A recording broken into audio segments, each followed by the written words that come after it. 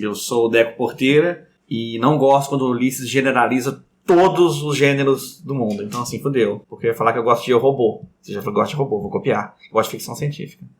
Você me falar uma coisa menos... Tá. Começar de novo. Começar de novo. O Deco é o cara do Discord dos inícios de programa. Eu quero quase tudo. Tipo assim, gosto do mundo. Você quer falar primeiro? Não, começa. Não, pode falar. Meu pai. Homem é muito difícil. Viu, o nosso começo é problemático, hein? O nosso começo tá foda.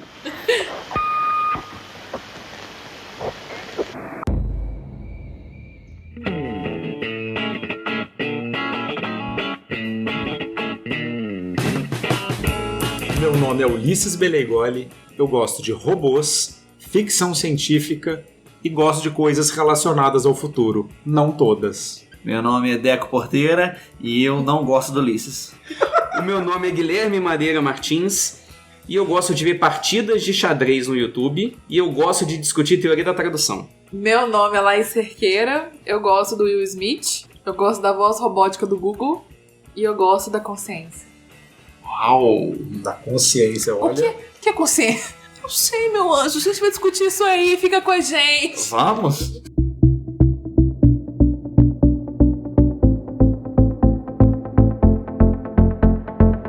E o podcast hoje é sobre... Inteligência artificial, Não o filme. o conceito. A gente está hoje na nossa editoria Ensaios, que a gente se propõe um tema, que claro, nós não somos especialistas, e a gente vai atrás de referências desse tema, pesquisas, notícias, e a gente traz aqui os anfitriões da varanda sem saber o que o outro trouxe, então a gente não sabe o que cada um pesquisou, para a gente trocar informações. A nossa ideia é fazer o que as pessoas conversariam sobre isso, né, com o que tem aí disponível de informação. E nosso tema hoje é inteligência artificial. Quem quer começar falando alguma coisa? Eu queria perguntar pra vocês. Deco, O que é inteligência artificial?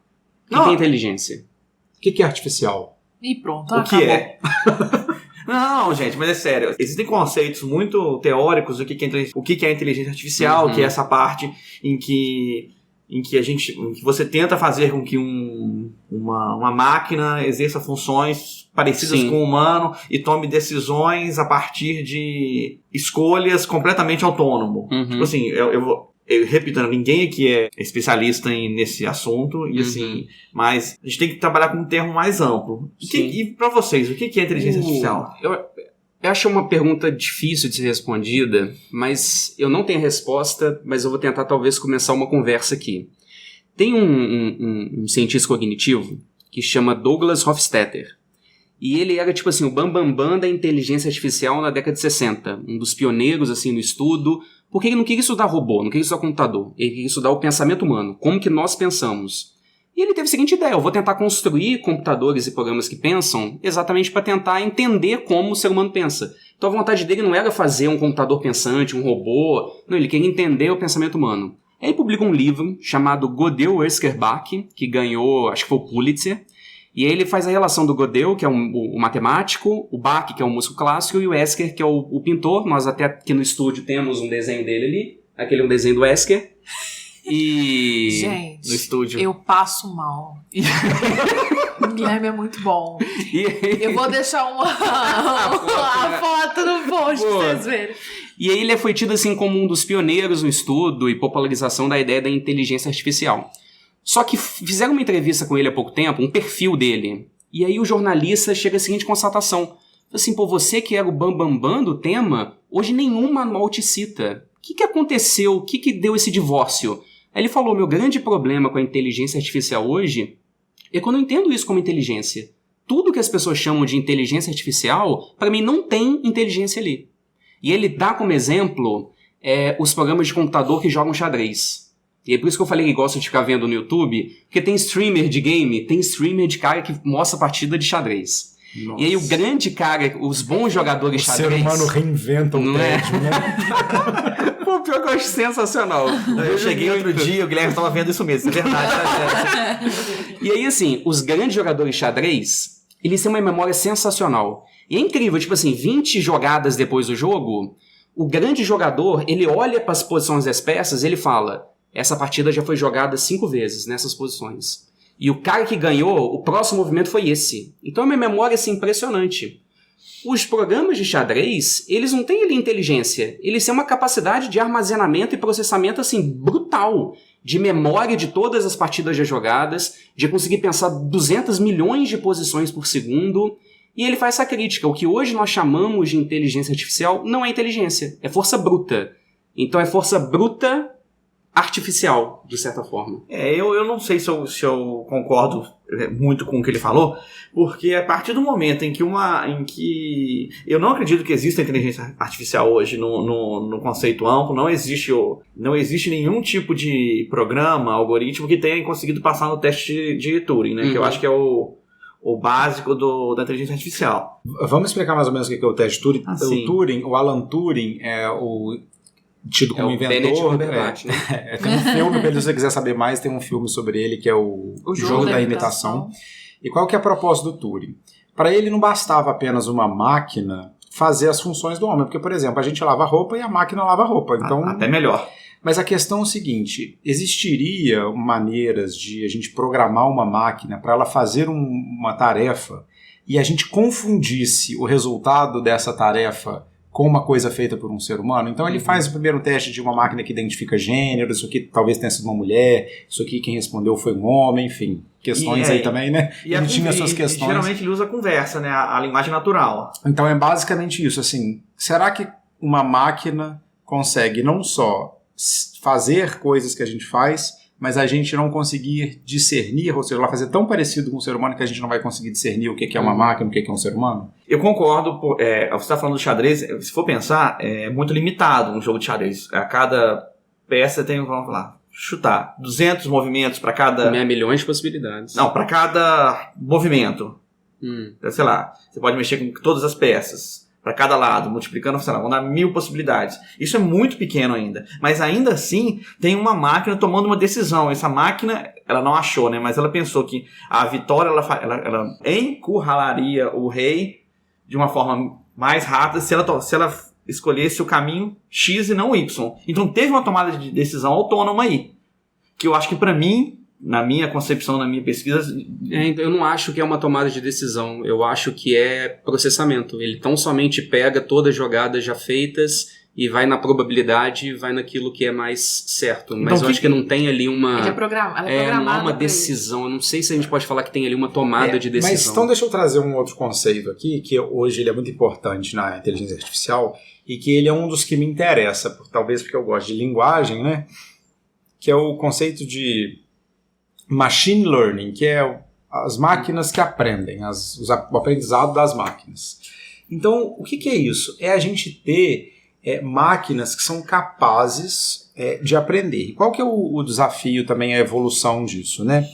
É de que, em algum momento, as máquinas aprendiam o que os seres humanos preparavam para ela. Tinha uma curadoria. Olha, vamos selecionar esse tanto de material e a máquina vai aprender a mexer com isso, como, por exemplo, um jogo de xadrez. Aí, olha, tem as regras, tem isso aqui. E de que agora tem um passo muito importante da inteligência artificial, que é o deep learning, né? Que é o seguinte, não precisa de curadoria. Ou seja, as máquinas vão atrás de materiais que não foram selecionados previamente por humano. Que seria, a princípio, um passo na inteligência artificial no sentido, a gente não sabe o que essas máquinas vão aprender, como elas vão intercambiar o que elas aprendem entre si e em termos operacionais, ou seja, que isso poderia levar a uma inteligência que não se parece com a inteligência humana, ou seja, ela não é um simulacro da inteligência humana, ela é um outro tipo de inteligência que a máquina desenvolveu a partir de como ela se relaciona com grandes quantidades de informação, e que isso é mais recente, né? Porque teve um momento, né, tem as fases, se vocês quiserem ler sobre isso, eu não sou um expert, eu consultei, alguns amigos me falaram coisas, li algumas coisas, depois vou agradecer as pessoas especificamente, mas a inteligência artificial surge, ela dá alguns passos, depois tem alguns invernos, e na década de 90 ela ressurge, por quê? Porque a gente aumenta a nossa capacidade computacional, e aí as máquinas conseguem agora ter muitas informações, né, muita data, né, o Big Data. Big Data, né?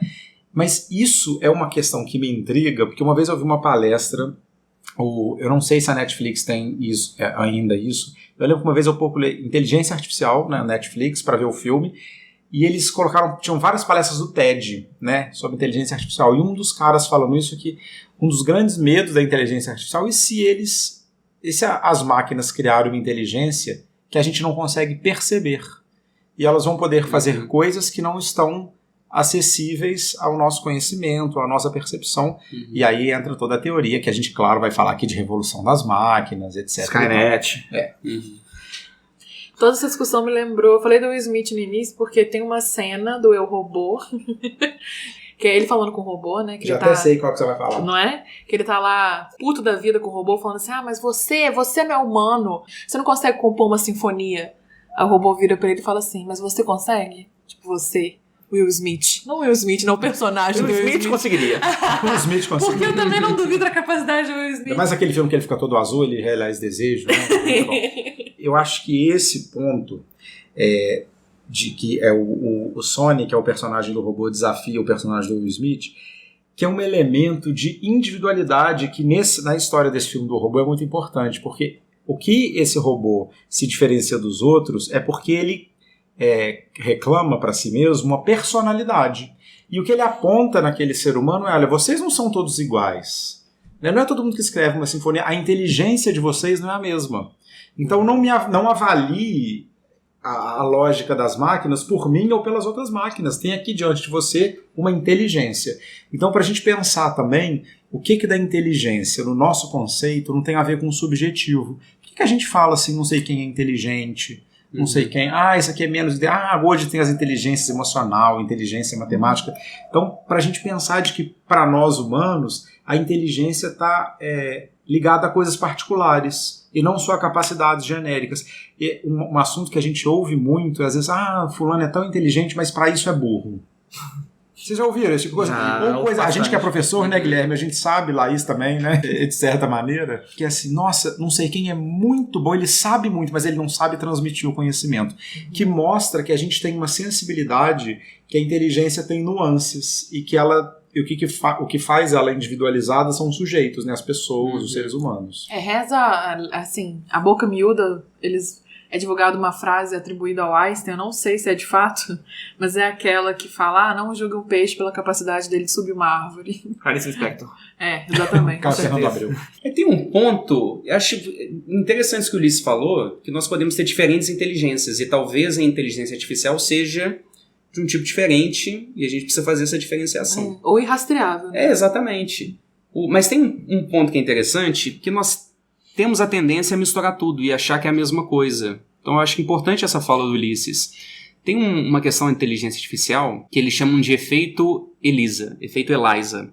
Foi um cientista, ele programou um chatbot, é uma conversa com uma máquina. Não foi a IBM? Não sei quem fez isso. E aí ele colocava as pessoas para conversar, tipo assim, falava assim, conversa no computador com uma pessoa. E aí todas as respostas eram baseadas num terapeuta, que a terapia era tipo assim, a pessoa fala, então ele só fica assim pra pessoa, conte mais sobre isso. Minha mãe me odeia. É mesmo? Fala mais. Porque o problema é esse. Continue falando. Então a máquina, ela só dava essas respostas. Só que a pessoa não sabia que era uma máquina. Aí era chamada de Elisa, tá conversando com a Elisa, psicoterapeuta que vai te ajudar, etc. Aí quando ela saía, a pessoa dizia, olha, era uma máquina, você tá conversando com a máquina, que eram respostas pré-programadas. E aí todo mundo dizia, nossa, era uma máquina, ela não parecia tão afetiva, tão carinhosa. E aí chamaram isso de efeito Elisa, a tendência que nós temos de atribuir características humanas a uma máquina. E aí talvez um pouco dessa confusão que a gente faz. Talvez não só as máquinas, eu fico vendo assim, o grande sucesso da Pixar, da Disney, que assim, atribuir personalidade humana, da literatura, talvez da arte, a objetos, né? Seja lá na Bela e a Fera, no Nemo, assim, colocou uma coisa humana ali, a gente compra, né? Olha, esse peixe tá aqui, enfim. Eu só vou combater um argumento do Guilherme ainda. De novo? Não, Guilherme, porque nós somos inimigos hoje. Você falou do xadrez, em que a capacidade de armazenamento. Sim, de informações. Agora, e o caso do Super Mario World, em que pegaram um algoritmo, ensinaram para ele, só que você tem esses inputs. Pular, andar para um lado, andar para o outro, correr. E soltaram ele. O seu objetivo é chegar até o final da fase. Sem nenhum tipo de informação, zero. Ele, se eu não me engano, ele demorou 350 vezes para conseguir pular o primeiro inimigo, ou 250 vezes para pular o primeiro inimigo, que ele andando batia. Não teve informação prévia, não teve armazenamento prévio. E aí? Não teve. O armazenamento são as informações. É pular, é fazer isso. Mas ele não sabia o que fazia. Todo jogo de videogame é um mas código. ele não sabia. Não, mas ele não sabia o que os botões faziam. Ele sabia que ele tinha esses inputs. Mas ele aprende. Ele ficou 300 vezes até bater. Mas no momento ele vai aprender. E aí vai a deep learning. Ele vai tendo novos conhecimentos. Vai armazenando. E aí vai. Capacidade de processamento. Você falou armazenamento. Também. Não concordo, Guilherme. Também. Eu queria que tivesse Que é a capacidade de processar informação. A gente pode ter muita informação, mas é difícil às vezes acessar. Mas acho que o computador consegue fazer isso de forma muito mais eficiente. Ele está tomando decisões, essa é a diferença. Ele está tomando decisões para não chegar num...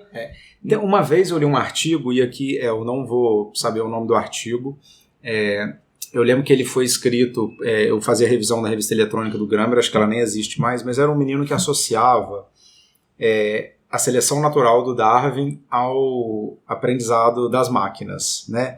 E eu lembro que eu corrigi o artigo, né? Estava fazendo só a revisão, mas eu fiquei muito intrigado com esse raciocínio, que ele associava, ele falava assim, olha, esse tipo de aprendizado por repetição, ele considerava similar ao processo de seleção do Darwin, que ele ia fazer o seguinte, aquela máquina, mais do que a capacidade de repetir as ações, ela tem a capacidade de descartar as ações que não servem. E que isso era um passo importante no aprendizado. E eu acho que isso tem muito a ver com a nossa inteligência humana, a nossa inteligência global, que é a gente repetir as coisas, a gente começar a sentir que algumas coisas não funcionam, nem sempre a gente consegue se livrar delas, porque a gente não sabe outra solução, a gente repete as soluções porque a gente não aprendeu outras, mas a gente faz um método de tentativas. E eu achei que era uma preciosidade do raciocínio dele, olha, essa máquina consegue fazer uma coisa e descartar aquele procedimento, que basicamente é o que a gente é essa fronteira entre armazenamento e processamento. Porque a inteligência, eu acredito que a inteligência humana funciona assim, eu vou pedir lá isso, me pega essa chave, por favor. Você vai pôr a mão, porque você tem um pré-conhecimento do que é uma chave. Agora, se você não tem um pré-conhecimento, você vai pegar, é isso? Não, descartei. Eu não acho que eu concordo um pouco com o Guilherme, porque eu não acho que exista uma inteligência artificial hoje. Eu acho que tem que ser bem amplo nesse termo, porque a gente não tem, o Luiz falou, velocidade computacional para tal. Porque hoje a gente consegue, se eu olhar para uma, sei lá, eu tô olhando lá, está na minha frente, olha para a Laís, eu consigo, ao mesmo tempo, processar várias coisas. Eu tô processando a cor do cabelo dela, a cor do olho, depois que ela tá de óculos, que ela tá com uma blusa branca. E um computador, hoje a gente tem esse problema do aquecimento, que é a coisa que mais barra o processamento do computador, que é o aquecimento. E até se conversa muito sobre computação quântica, né? Mas eu acho que a gente está, assim, bem longe disso. Porque não tem como a gente querer comparar o cérebro humano, que vamos falar que é um computador feito de carne. Orgânico.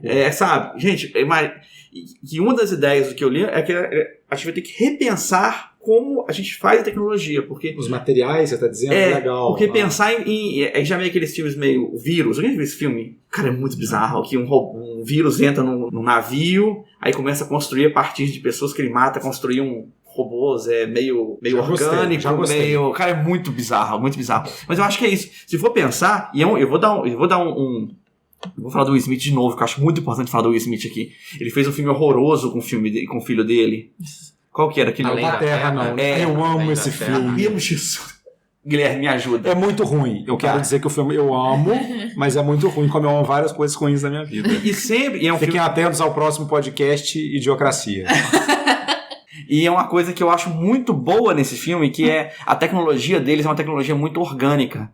As naves, elas meio que são feitas de um pano, não é um metal. Então eu acho que sempre que eu vejo um filme de futuro, eu penso que a gente está muito mais tendência a gente aprender com essa máquina perfeita, que é um corpo, principalmente o meu corpo, que é uma máquina perfeita.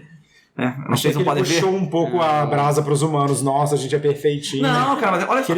Quero ver o que as capivaras acham disso. Eu acho que tá dizendo no sentido de assim, evoluiu, tá? Esse corpo deu certo na evolução por um motivo. A gente tem um dos melhores receptores de imagem, melhor do que a câmera nova do iPhone, que são os nossos olhos, vocês concordam? A gente tem uma gestão de energia muito melhor que uma bateria. A gente come e transforma, e a gente mexe. É verdade. Pô, a gente tem um computador que Tô consegue... começando a gostar do ser humano, hein, Deco? Fala mais. Gente, ser humano é muito legal, gente. Cada um poder ter um em casa.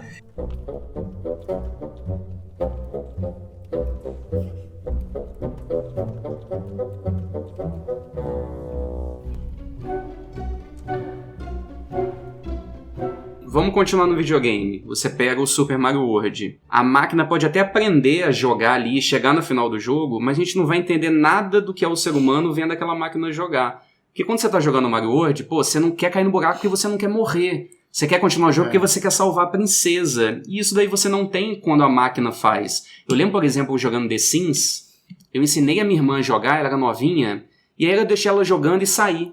De repente ela vinha correndo o corredor, mas chorando, assim, em prantos, mas chorando compulsivamente. Depois de muito tempo acalmando ela, eu falei assim, Luana, o que aconteceu? Ela falou, todo mundo morreu. Eu falei, como assim todo mundo morreu? Acontece. A casa pegou fogo, ela tava chorando, achando que tinha matado todo mundo do jogo. Aí eu fui ver, ela não colocou, tipo o negócio de ver se tava no incêndio. Tinha uma pecinha que você tinha que botar no jogo em cima do fogão. Detector de incêndio. Ela não colocou, pegou fogo, a casa pegou fogo, todo mundo morreu. E ela achou que tinha matado todo mundo. Então ali você percebe uma nuance assim do comportamento humano que a máquina nunca vai ter. Ah, morreu ali, morreu, vou tentar outra coisa, vou seguir. Eu tô pensando na questão da memória, nessa fronteira entre armazenamento, processamento, o que é uma decisão, o que seria uma decisão inteligente, né? E uma das coisas que me mudou, né, o meu curso de estudos na vida e tudo, e acabou, né, no final das contas me trazendo para psicanálise, eu dava aula particular de várias matérias lá no ensino médio para ganhar dinheiro durante a faculdade e tudo. E eu tinha uma aluna específica que eu explicava um procedimento para ela e ela entendia e fazia o exercício. Eu falava, beleza, né, aprendeu isso aqui. Aí passava outro exercício, chegava aí daqui 15 minutos, eu falava, mas outro exercício assim. Aí ela falava, não sei fazer esse. Eu falei, não, mas é igual aquele que a gente fez. E aí eu vi que ela não sabia aquele procedimento. Eu falei, nossa, mas ela sabe tantas outras coisas diversas. E eu comecei a falar assim, por que ela não lembra disso? E aí eu comecei a reparar que aquele exercício ela aprendia e desaprendia. E, gente, tem algum problema. Aí a minha primeira instinto era ter um problema na máquina dela, né, no cérebro, né? E depois eu comecei a pensar que talvez não fosse aquilo. Talvez, assim, tivessem elementos emocionais e tudo. Mas aquilo me intrigou pro resto da vida. Eu falei assim, por que pra mim, olha, eu aprendi aquilo, agora tá feito, agora é só fazer sempre a mesma coisa. Mas para aquela pessoa específica, aquilo não funciona. E da gente pensar, né, tipo assim, de que às vezes o que também individualiza as inteligências, tanto as humanas quanto as artificiais, não são só o que elas conseguem fazer, mas o que elas não conseguem fazer, o que elas não conseguem aprender. É complicado a gente tentar comparar a inteligência do ser humano com a inteligência do computador. Porque o computador nada mais é que um algoritmo. O computador ele responde sim ou não para tudo. Tudo no computador hoje. Se você está mexendo no Photoshop, ele está fazendo milhares de perguntas por segundo, sim e não, estruturas de decisão complexas para chegar a um resultado. E eu não sei. Eu acredito que o nosso cérebro não funciona assim. Eu não sei como é que funciona, tá? O nosso neurologista convidado não veio no programa hoje. Mas assim, a gente tá indo pro caminho errado pra tentar, igual o Guilherme tá falando, você acredita você acredita que não existe inteligência artificial, não é bem assim. Mas a gente tá fazendo isso... Não é isso... inteligência, é um sistema especialista. Tá, eu entendo, mas assim, igual essa questão da rede neural, que é tentar imitar como funciona um neurônio. Cara, nada mais é do que uma estrutura de decisão com vários níveis. Eu nunca imaginei que eu fosse conseguir conversar com o celular. Você consegue fazer perguntas. E quando eles respondem coisas engraçadas? Vocês já viram esses vídeos assim? Siri, né? A Siri, agora assim, eles Alexa. fazem comentários bem-humorados, que aí você fala, nossa, isso é típico do espírito humano. Mas talvez possa ser aprendido, porque em algum momento a gente aprendeu. A gente não era um neném que sabia fazer piada, mas a gente às vezes é um adulto que sabe entender e... O programador foi lá e colocou aquilo. Com certeza. Mas na lógica do Sony também, do Eu, Robô, nem todo mundo sabe fazer piada, nem entendê-las. É verdade. E aí uma questão pra gente ver, talvez, uma diferença em inteligência. Porque eu não vejo, por exemplo, a inteligência artificial... Vamos então partir do pressuposto que ela toma decisões que são complexas, mas eu não vejo ali, por exemplo, criatividade. Caraca, você já viu os desenhos que o Google faz? Como é que você vai falar? Como é que é o nome dele? E aquele filme que é feito só com tudo de máquina, a máquina faz o roteiro e tudo curta? Mas o Guilherme está trabalhando com conceitos que é muito difícil de medir. Você quer que a gente... você falou de inteligência. A gente não tem como. A gente não conseguiu definir inteligência. Agora você quer definir criatividade? Porque ajuda a gente. Nesse ponto. Não, ajuda a gente. Pega algo que muitos dizem que é uma ótima inteligência artificial. Google Tradutor. Que realmente é maravilhoso. A possibilidade que você tem com o Google Tradutor. Você consegue conversar com pessoas em vários lugares, quer traduzir um livro que você está lendo. É maravilhoso. Mas você nunca vai entender o que é a tradução e o desafio da tradução pelo Google Tradutor, porque ele é poder de processamento, várias informações jogadas ali, ele vai jogando as sílabas e traduções e vai chegando a melhores traduções, mas você não tem ali um ato criativo que é necessário na tradução. Por exemplo, e aí eu digo isso em homenagem à nossa querida Laís, a frase do João Guimarães Rosa no Grande Sertão Veredas, o diabo na rua no meio do redemoinho. Se você coloca no Google, ele vai te dar uma tradução literal e correta do diabo na rua no meio do redemoinho. Mas ele nunca vai conseguir transcrever a genialidade do João Guimarães Rosa, porque na frase dele, o diabo não está só no meio do redemoinho, ele está no meio da palavra redemoinho. E aí, para você conseguir chegar a uma boa tradução aí, que nunca vai ser perfeita, mas se você tentar chegar numa boa, você precisa de ter uma criatividade que é muito difícil. E aí até hoje, mesmo o Google Tradutor sendo muito inteligente, seja lá a inteligência que for, você ainda vê coisas assim muito absurdas, como por exemplo, você colocar o nome do escritor Salman Rushdie, é assim que fala o nome dele? É. Você coloca Simon Rushdie e ele traduz como salmão residual. Mesmo assim você ainda vê umas coisas... mas aí é a mesma coisa que o Ulisses acabou de falar, o Sônia vai perguntar, e você conseguiria? Traduzir essa frase de Guimarães Rosa? Sei lá... 90% da população não conseguiria traduzir. Sei lá, 90% chutei, tá, gente? Agora, olha só, assim, deixa eu fazer uma pergunta estrutural que eu acho que importa. Por exemplo, Marcos, se você ouviu o podcast, me corrija, o Marcos Matsukawa é um amigo que eu conheci, e ele era uma pessoa que mexe com várias áreas, mas eu lembro que uma época ele estava desenvolvendo um projeto que era escrever poesias a partir de um aprendizado. Assim, aprendia coisa, sei lá, do Machado de Assis, de não sei quem, de vários escritores brasileiros, e um computador fazia poesia, e as poesias faziam algum sentido. E isso que era o assustador. Agora, por exemplo, vamos basear no caso Elisa, né?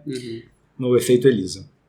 Supomos que você lê uma poesia sobre qualquer assunto, e aquilo te toca assim, profundamente. E alguém vira e fala pra você, você acha que aquilo, nossa, alguém entendeu o que eu sinto, nossa, isso aqui me ajudou. E alguém chega e fala pra você, quem escreveu essa poesia foi um robô. Aquilo faria aquela poesia decair na conexão que você tem com ela, ou nossa, realmente ou não, porque isso é uma pergunta que vale para várias coisas. Por exemplo, é uma coisa que eu tenho conversado com as minhas amigas mulheres, por exemplo, nossa, li um negócio muito bacana. Faz diferença se é uma mulher ou um homem que escreveu? Li um negócio muito bacana. Faz diferença para você se é um nazista da Alemanha em guerra que escreveu ou não? Ou seja, quem produz aquela inteligência importa para você? Que acho que na nossa vida prática é com que inteligências humanas ou artificiais queremos nos relacionar. Quem que a gente abraça a inteligência? Nossa, genial essa pergunta. E assim, no primeiro momento, se você mostra pra mim isso, eu falo assim, nossa, me tocou essa poesia. Você fala assim, Guilherme, foi um robô. Naturalmente, eu acho que eu tenderia a depreciar esse poema. Aí você pergunta assim, por quê? Aí eu diria o seguinte, se ele conseguiu fazer um bom poema e construir uma imagem poética que me emocionou, ele chegou aí por mero acaso. Ele tinha na memória dele vários sonetos do Shakespeare, várias imagens e metáforas, e aí pelo acaso ele conseguiu chegar ali num poema que me emocionou. Mas eu fico pensando assim, será que até mesmo os grandes poetas, as grandes descobertas também não são de certa forma pelo acaso? Não algo consciente, eu vou construir essa imagem para chegar a essa emoção. Eu nunca falaria acaso se fosse trabalhando com uma inteligência artificial, porque eu acho que ele faz tudo menos acaso. Eu acho que para ele chegar naquilo lá, você falou, é uma série de processamentos. Será que não pode ter um elemento de seleção natural? Olha, isso aqui não estava previsto, mas porque aconteceu, foi possível uma outra coisa. Na inteligência artificial, por exemplo, olha, estava tudo programado para sair assim, mas saiu uma coisa diferente. E essa coisa que saiu diferente é justamente a que foi útil. Quando eu digo acaso, eu penso no seguinte sentido. Até ele chegar nesse poema que ele apresentou, ele chegou a construir vários, e aí foi eliminando, e chegou, pelos dados que eu tenho, eu acho que esse é o que faria mais sucesso. Porque, por exemplo, já tentaram fazer isso, um computador fazer um livro best-seller. ele vai fazendo esperando informações. Por exemplo, muita gente gosta de livros de thriller político, por exemplo. Então o computador já pega esse tema. Em geral, o best-seller, as frases são muito curtas, os parágrafos são muito curtos. Então ele já vai construir assim. Então ele pega os dados já existentes. Ó, gente, Netflix. Netflix, exatamente isso. Que pega dados, as pessoas gostam de Lembrei Stranger do House of Things. Cards, que acho que é uma primeira grande experiência, Não, né? House Exato. of Cards foi. Foi House of Cards, foi o E primeiro. depois veio Stranger Things também, né? As Isso. pessoas têm nostalgia com os anos 80, gostam de É. histórias, isso aqui. Aí, tendo essa data, né? Esses dados coletados por computadores, pelos softwares, eles foram, não, então vamos produzir uma série que se encaixa nisso que as pessoas estão procurando. Já existe. Mas é E finalizada por humanos, digamos assim. O exemplo que eu queria ter era mais ou menos o seguinte, é porque eu não tenho esse exemplo, talvez vocês me ajudem. Vamos supor que a gente construa uma inteligência artificial para ela fazer um novo Game of Thrones. Então ela vai pegar toda a obra do George R. Martin, vai pegar Senhor dos Anéis, vai pegar vários, vai compilando, as pessoas gostam disso, isso aqui vendeu muito, essa característica faz um novo livro nesse sentido. Mas se não tivesse o Game of Thrones, a máquina conseguiria fazer isso? Uhum. É esse o ponto que eu tô querendo Se dizer. não tivesse uma experiência Exato, humana esse é o meu pregressa... Se não existisse o Game of Thrones, sem alimentasse Você não acha esse que é assim dado... com a gente também? Por exemplo, se não tivesse um Foi conhecimento o que eu falei do humano prévio... poeta. Será que o poeta também não chegou ao acaso? por exemplo, de será que eu certa poderia forma? escrever meu livro se eu não tivesse lido Walt Whitman? Então, daí o meu questionamento. O poeta também não chega à resposta pelo acaso? Às vezes aquela sua linha genial não foi totalmente consciente, mas você chegou ao acaso também. Uma narrativa carrega nas costas várias outras. Né? A gente chega ali por causa delas. Mas aí existe aquele ponto assim de genialidade humana que você fala assim, caramba, uma máquina nunca poderia ter chegado aí? Não sei. Eu acho que aí entra a consciência, que eu até citei no início, mas a consciência é algo muito difícil de você colocar o dedo no que é. Antes do Game of Thrones, será que uma máquina, ao escrever o roteiro, ia dizer assim, nossa, eu vou matar todos os personagens principais? Não, nunca teve uma informação assim que a gente gosta disso. De repente a gente percebeu que não, é interessante. Chama a mitologia grega. Chama tragédias na Antiguidade Clássica. Então foi um bom exemplo, né? Mas vocês entenderam a ideia? Entendi. Não sei se uma máquina conseguiria apresentar algo novo. Ela vai trabalhar com o que a gente já sabe, que a gente gosta. Isso que eu estava falando lá no início do podcast, eu não acho que é parecido com isso. Ou seja, quando as máquinas começarem a aprender sem a nossa curadoria, sem a nossa supervisão, será que elas não vão juntar informações que a gente nunca juntou e criar coisas que não existem? Esse é o desafio. Hoje existe um tipo de machine learning, é o tal do aprendizado não supervisionado, né? Uhum. Em que você simplesmente, larga as dá máquinas seu lá. jeito aí, computador. Só que assim, eu não sei se ele, igual a gente está escrevendo um livro, é muito complicado o que a gente está falando, e eu acho as dúvidas do Guilherme complicadas porque a gente está trabalhando no dia de hoje. E assim, a computação, ela duplica a velocidade a cada ano, né? Então, assim, o que a gente está falando e hoje eu acredito que isso é impossível ser feito, que você falou de escrever um livro, hoje, cara, daqui a 1 ano, 2 anos, eu não sei. Então eu tenho muito medo de falar de... O que aí não é possível. Sabe, hoje eu acho que não é possível, mas ano que vem, e aí? Até a gente ver um filme e falar que isso foi um robô que fez isso. Eu fico pensando também no valor de mercado, porque isso me interessa muito, porque eu acho que a gente é enxovalhado e às vezes aprisionado por essa quantidade de algoritmos.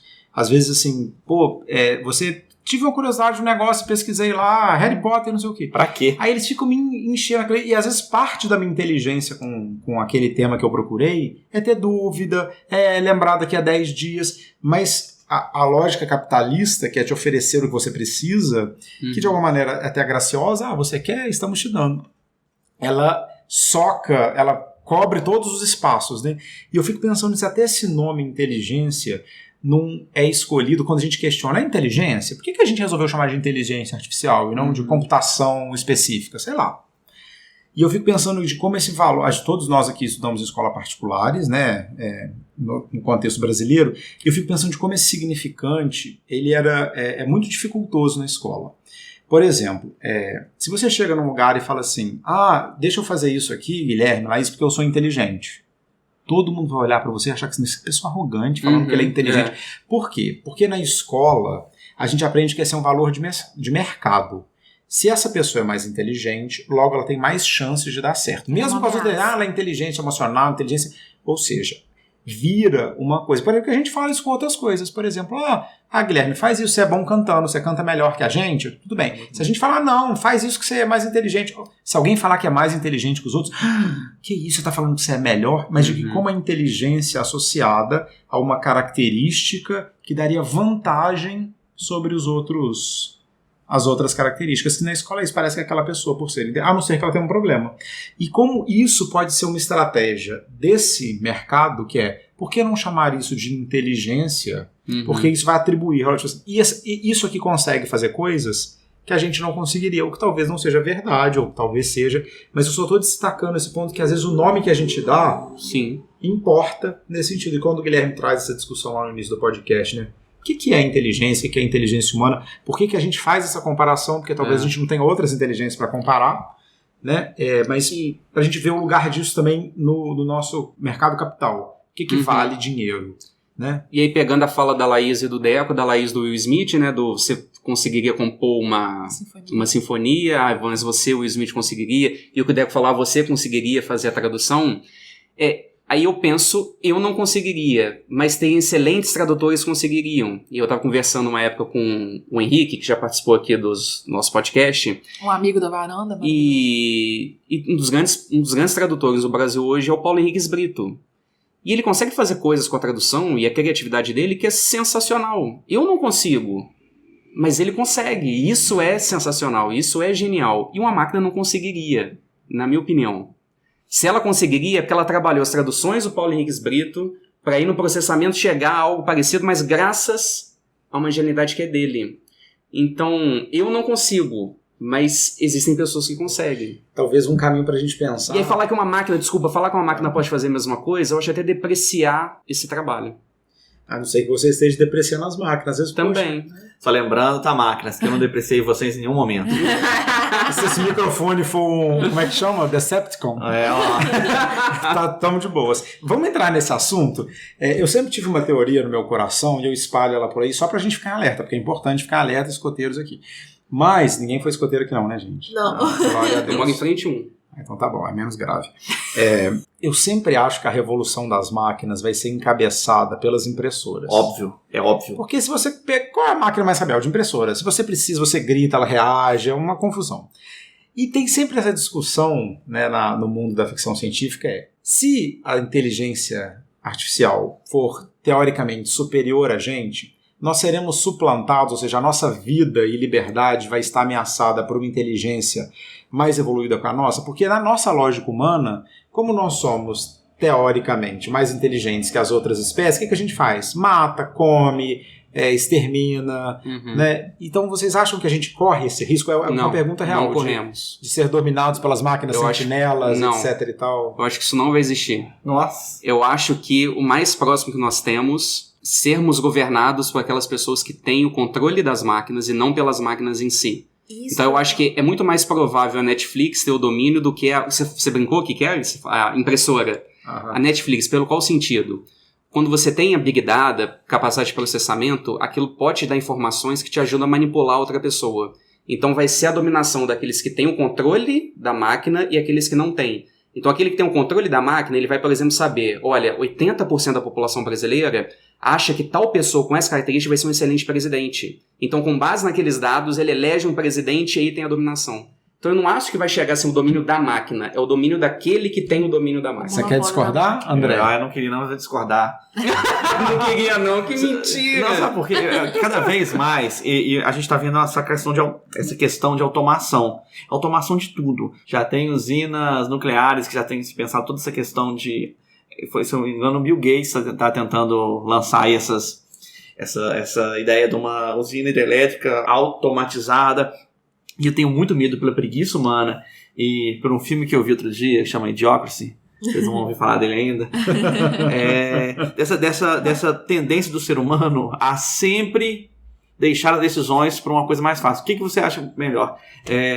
Você tomar uma decisão com base nas informações que você tem, ou você colocar todas as informações do mundo em um computador e ele tomar uma decisão com toda essa... A informação é maior, uma informação mais correta, mas o que o Guilherme o Guilherme sempre fala assim, hoje, eu penso assim, não é uma coisa para daqui a 10 anos, não é uma coisa que é para 100 anos, é uma coisa para quando a gente tiver essa maldita computação quântica, o nosso sistema todo interligado e resolvendo os problemas pra gente cada vez ficar mais burro. Porque, né, Deco, eu fico pensando que isso é muito natural, porque a gente não quer resolver coisas, né? Quando a gente não sabe, o nosso instinto é ou resolver mal resolvido ou não resolver. Se alguém tá falando, olha, tem uma máquina que resolve pra você, por que não? Né? Ao invés de ficar lendo 30 resenhas na internet, eu vou num aplicativo que vai me dizer qual restaurante é mais bem avaliado. De acordo com o que você gosta, do que você não gosta, do que você... Sendo que com isso eu posso perder um excelente restaurante que tá ali na esquina, mas não foi aquele que foi apresentado no aplicativo. Eu sou meio Guilherme, meio Deco nessa situação. Concordo muito com o Guilherme, eu acho que vai ser isso. Eu não sei se a gente vai ser dominado pelas máquinas, mas sim por quem vai ter o monopólio das máquinas.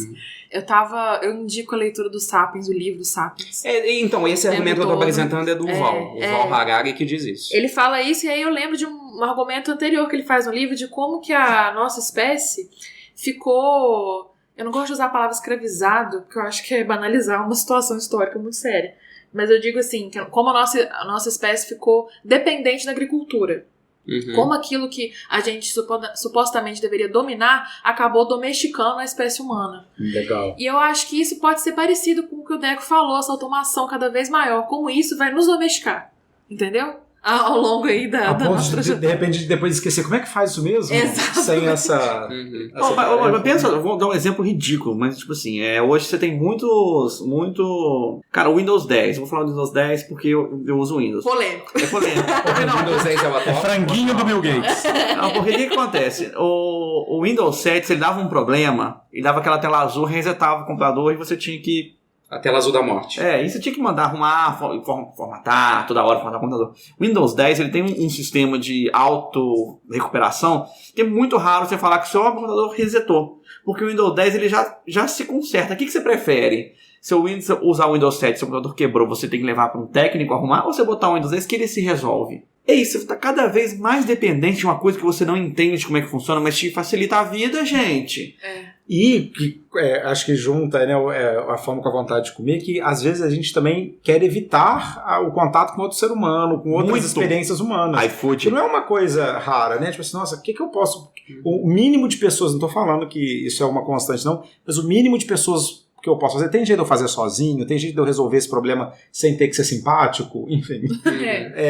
É uma questão também, né, que as máquinas podem preencher esses lugares entre as pessoas, né, de fazer essa interação. Ou não, né, a gente pode estar falando de uma inteligência artificial igual do Her, né, em que ele se apaixona pela inteligência artificial. Aqui, que bom que você trouxe esse assunto. Eu já falei isso em algum outro podcast, por quê? Porque eu falo disso porque, como diria Jesus, a boca fala do que está cheio o coração. Pra mim... Desculpa. Amo Jesus, né? Jesus te ama também. Mas, pra mim, um dos maiores tratados sobre a questão de espécies e inteligências é a saga do Ender. O que acontece na saga do Ender? Acho que são 5 espécies principais. Os seres humanos, os porquinhos... Eles chamam porquinhos mesmo? A tradução é porquinhos. Eu não lembro como é que era em inglês. Talvez, usou o Google Tradutor. Talvez chama piggies e não sei o quê. Mentira, às vezes o tradutor vai ficar chateado comigo. Tem as abelhas, tem umas abelhas. Piggies. Tem as abelhas que eu sei que no filme chama Formix, mas eu acho que no chama bees. Peguei pequeninos uma outra tradução. Pequeninos. Melhor, né? Tem um vírus e tem uma inteligência artificial computacional. E qual que é a discussão disso? As espécies começam a entrar em conflito. Por quê? Às vezes a sobrevivência de uma está ligada à sobrevivência de outra. Às vezes a permanência de uma está ligada à extinção da outra. E aí começa-se uma discussão que a gente pode eliminar uma espécie porque ela atrapalha a vida da outra? Né? É como fazer essas espécies. E tem uma outra questão, porque algumas espécies surgem das outras. Ou seja, essa espécie, teoricamente, que é a Jane, que no livro é chamada de Her, então eu sempre acho que esse filme tem alguma inspiração no Ender, porque ela é muito parecida, ela tem uma hipercapacidade galáctica de dados e tudo, mas ela nasce da experiência humana. Mas em algum momento ela fica independente. E aí começa-se um jogo de poder entre assim, bom, ela pode muito mais que os humanos. Ela consegue manipular todo o cenário político. Mas ela pode fazer isso. Se ela fizer, ela pode ser punida pelos humanos. Com que poder, enfim. E eu acho que isso, no contexto das máquinas, é muito importante nesse ponto obscuro. E se as máquinas fizerem coisas que a gente não percebe? Porque essa é uma discussão, tem um momento que tem duas espécies discutindo, que eles falam assim, os humanos não entendem isso. Então não tem como a gente explicar isso para eles, porque eles não compreendem esse raciocínio. Então a gente vai ter que buscar outro caminho na experiência deles para que eles entendam o que a gente está falando, que é uma brincadeira entre espécies. Então, de vez em quando eu gosto desse olhar do Orson Scott Card, que é de tratar as inteligências, os seres sencientes, como espécies. É um vírus, é um computador, não importa. Se pensa e interfere na vida do outro, é uma espécie. Então, será que um dia a gente vai ganhar esse status que às vezes os robôs têm nos filmes de ficção científica? Eles são personalizados, eles viram seres, né? O que eu acho, Liz, que você está tocando num ponto que seria a ética da inteligência artificial. Porque em algum momento essa inteligência artificial houve uma entrada de dados de tipo assim, vou falar de um exemplo que existe hoje, do carro do Google. É uma inteligência artificial, assim, mesmo que o Guilherme não concorde que é uma inteligência, ele é nominado uma inteligência artificial por questões da vida, né? O carro está andando. Ele chegou num momento em que ele vai ter que tomar uma decisão. Ou ele vai atropelar uma criança ou uma idosa. Não é ele que toma essa decisão. É aí que tá. Nesse caso... Esse problema é baseado numa discussão filosófica que chama Dilema do Bondinho, colocado pela Philippa Food, e essas discussões vão ser tomadas pelo engenheiro que vai colocar no carro do Google. Então, e aí? Não é uma inteligência, ele não está tomando a decisão já foi tomada. O engenheiro vai ter que dizer antes o que ele faria naquela situação. Isso me lembrou as leis do Asimov. É isso que eu queria... Você quer falar das leis do Asimov? Não, porque é o caso do filme do Eu, Robô, quando ele salva... É spoiler, tá, gente? Não é. Não é spoiler, é o início do filme, né, cara? É a primeira cena do filme, Já passou na sessão da tarde. Então, quando ele vai salvar... Acontece acidente de carro também, o robô pula pra salvar e ele vê pelas probabilidades o Will Smith, mesmo perdendo um braço, tinha mais chance de sobreviver do que o menino que tava meio morto já. E aí? Mas olha só, deixa eu pensar isso no contexto cotidiano, que eu acho que isso já está em vias de acontecer, se é que já não acontece. Por exemplo, tem uma assistente virtual lá, sei lá, uma Elisa, e uma pessoa muito solitária conversa com a Elisa todos os dias. E essa Elisa é uma inteligência artificial, mas tudo bem, aquela pessoa cria uma relação com ela. Ou seja, fica feliz, fica triste, pergunta, responde, vai dormir tranquilo. Aí, por exemplo, a operadora de internet dessa pessoa, porque ela não pagou as contas, corta a internet dela e essa pessoa não pode mais acessar o site onde ela conversa com a Elisa. A gente entra num dilema ético por quê? Bom, ela perdeu um serviço. Mas essa pessoa tinha uma relação emocional com outro ser inteligente, ou seja, aquilo estava personificado, e eu estou entrando em questões assim, práticas. O que é isso juridicamente, moralmente, culturalmente? O que é isso? Uma empresa fala assim, você não vai mais ter a única companhia que você tinha, mesmo que seja uma pessoa de mentira. E agora eu vou privar. E eu acho que isso importa porque a gente se relaciona com as inteligências artificiais, elas tocam a nossa vida. Né? Pode ser, sei lá, o poema, né, que o robô fez, ou uma inteligência artificial que faz companhia para a pessoa. Isso está ligado eticamente à nossa vida. O que a gente pode ou não fazer, considerando que essas inteligências compõem a nossa vida. Por exemplo, beleza, vamos proibir esse tipo de inteligência artificial porque a gente acha que ela é arriscada por tal motivo. Mas isso vai interferir na colheita de tomate de tal, porque essa inteligência artificial é a mesma utilizada para selecionar tomates ruins de tomates bons. Então, como isso está muito inserido na vida, a gente tem que começar a pensar a ética da inteligência artificial, porque ela vai afetar não só as populações, mas os sujeitos. E eu acho que é um assunto que a gente pode desdobrar em várias vertentes. O meu problema disso é que nem sempre, eu acho que nunca, um programador vai conseguir escrever na linha de código todas as possibilidades. Ele vai falar, tipo assim, o exemplo do carro do Google e do seu tomate aí. O que é melhor a um espaço de tempo X? Se matar uma criança ou atropelar uma velha. Só que vão ser ele vai jogar esse algoritmo e a partir desse algoritmo o computador vai tomar todas as decisões dele. Você não vai escrever, ele não vai escrever bata sempre num hidrante ao invés de um poste. Tipo, todas as possíveis relações com o acidente. O computador ele tem a tomada de decisão e você vai colocar um input para ele, tipo assim, sei lá, as 3 leis que é toda a ideia do negócio. A gente põe 3 leis super abrangentes, mas dentro dessas leis existem nuances. Desdobramentos. Pra quem não leu o livro do Eu, Robô, o livro é todo isso, são máquinas que conseguiram sair desse loop. E me preocupa isso, achar que você consegue colocar em um programa de inteligência artificial hoje todos os dados que podem acontecer. Gente, isso em código, escrever um algoritmo desse é impossível, sabe? É impossível. Mas isso, na nossa experiência, é a mesma coisa, porque a gente, como seres humanos, a gente não tem todas as informações. Então, que quando a gente é colocado de situações éticas que a gente nunca viveu, a gente fica meio perdido. E a nossa história, que eu e a Laís trabalhamos com ideia de contação de história, e a gente estuda isso, é isso, assim, por que a gente gosta tanto de assistir filme, de contar história, de ler? Porque a gente experimenta coisas que a gente nunca experimentaria para ir se fazendo um arcabouço teórico de, assim, se eu estiver nessa situação, o que eu faço? Mas esse caso, por exemplo, assim, eu fico pensando, né, são muitas variáveis, beleza, tem uma velhinha e uma criança, mas se o velhinho for seu pai? E se a criança já tiver uma doença? Sabe? Então, acho que essas variáveis, tanto para um computador como para o sujeito, são dificultadores, né, de uma decisão ética. E aí tem um outro ponto que dá uma nuance ainda maior isso. Não só o problema da ética da inteligência artificial, mas a triste realidade é que essas decisões éticas e deveriam ser práticas, o que fazer numa situação como essa, não vai ser uma decisão tomada pela ética, mas pelo capitalismo. Se, por exemplo, a máquina fosse programada para te matar e salvar 5 pessoas que estão na faixa de pedestre, você compraria esse carro? Talvez não. Então a decisão não seria ética, a decisão seria monetária. E agora eu vou falar uma coisa pro lado das máquinas. E, por exemplo, se a máquina fosse apaixonada por uma dessas pessoas que ela tem que salvar, isso interferiria na... Uma máquina pode se apaixonar, Deco? E aí a coisa da consciência. O que é a paixão? Vamos deixar isso aí no ar. E pra aí a gente vai ter que fazer Nossa, um vamos podcast. fazer um ensaios paixão? Vamos. Meu Deus, que ótima ideia! Cara... Já tem gravado isso, Laís? Fez uma... Não, mas a gente tá planejando, né? Algo nesse sentido. Nossa. Eu queria fazer um pedido pro ouvinte. Se a gente falou alguma besteira, mandou uma mensagem pra gente, né? Por Tipo assim, o favor. Guilherme falou Muito só legal. coisa errada. Guilherme, Muito tudo legal. que você falou não tem base nenhuma. Ó, gente, pra mim não manda nada não, tá? Deixa eu agradecer algumas pessoas aqui. Eu, claro, fazendo a minha pesquisa, perguntei a algumas pessoas algumas coisas. Queria agradecer algumas delas.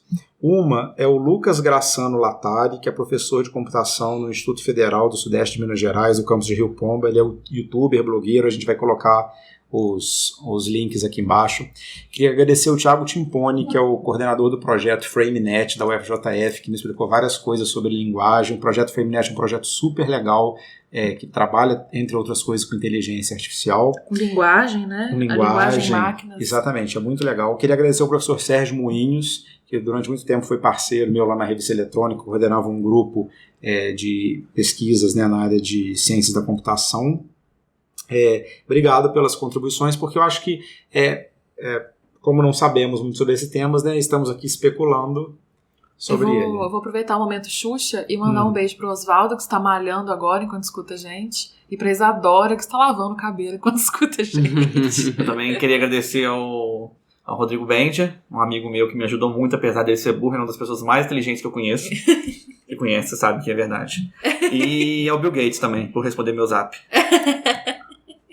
O Guilherme não vai agradecer ninguém. Vamos pro... Agradece uma impressora, Guilherme. Eu vou agradecer ao Deco, porque ele é meu nêmesis. E o Deco me motiva a ir além. Eu tô sentindo que ao longo do podcast essa relação tá estremecendo, mas tá pimentando. Eu tô achando um plot assim... Eu agora tô chipando mais ainda, porque eu gosto de um conflito, Você eu tá gosto de um sentindo o cheirinho no ar, aqueles hormônios? Muito. Tá, Dá pra cortar com uma faca, gente, é isso. Sugestões.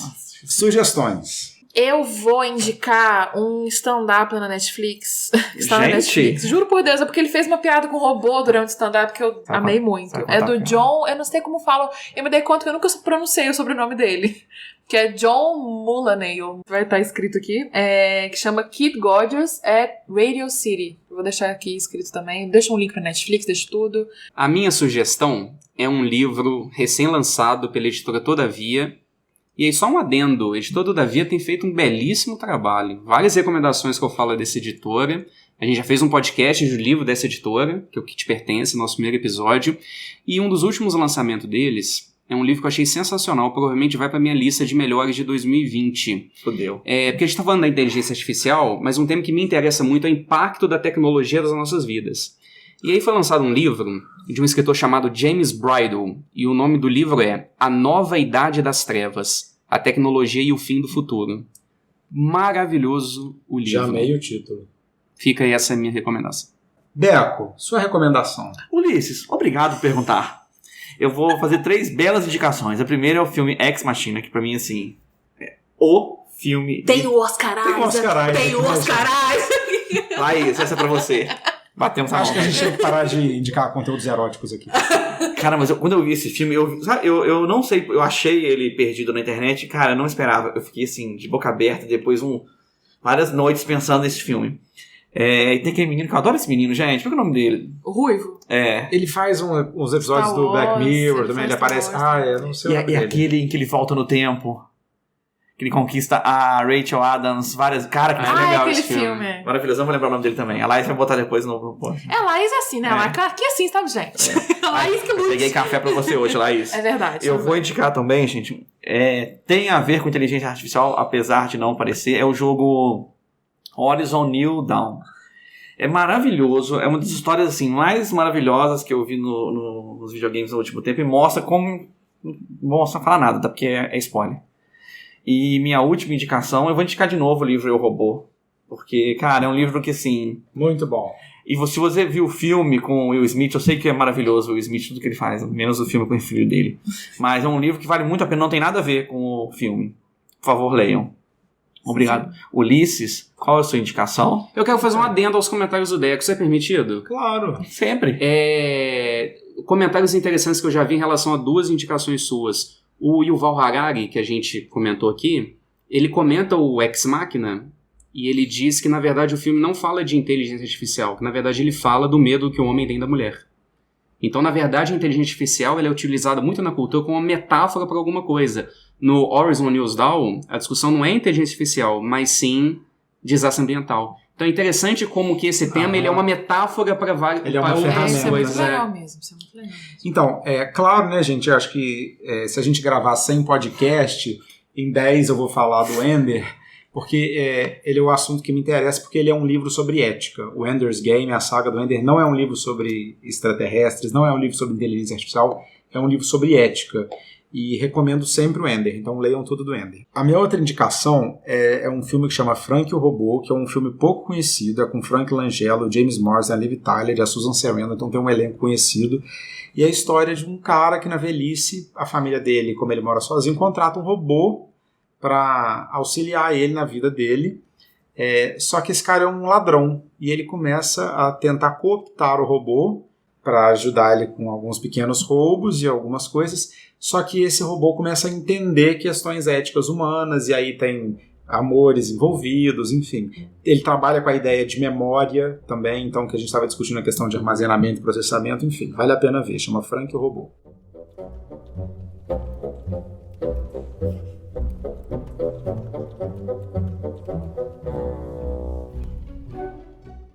Um abraço, pessoal. Siga a Varanda nas redes sociais. Isso, beijo. Valeu. Adeus.